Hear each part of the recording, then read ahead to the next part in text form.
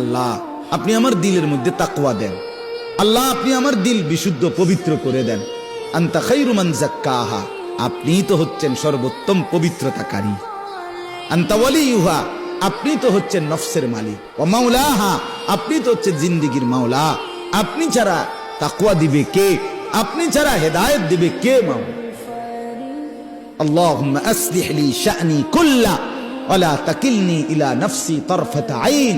রাসূলের দোয়া, আল্লাহ আপনি আমার জিন্দেগিটা ঠিক করে দেন, আমার রাত ঠিক করে দেন, আমার দিন ঠিক করে দেন, আমার নামাজ ঠিক করে দেন, আমার ওযু ঠিক করে দেন, আমার হাসি ঠিক করে দেন, আমার কান্না ঠিক করে দেন, আমার দুপুর ঠিক করে দেন, আমার স্ত্রী সন্তানের সাথে সম্পর্ক ঠিক করে দেন, আমার মনিবের সাথে সম্পর্ক ঠিক করে দেন, আমার কবর ঠিক করে দেন, আমার আখিরাত ঠিক করে দেন, আমার বাজার ব্যবসা আয় উপার্জন ঠিক করে দেন। আল্লাহ সব ঠিক করে দেন। আমারে আমার মনের চাহিদার উপরে এক সেকেন্ডের জন্য, এক পলকের জন্য থাকতে দিয়েন না।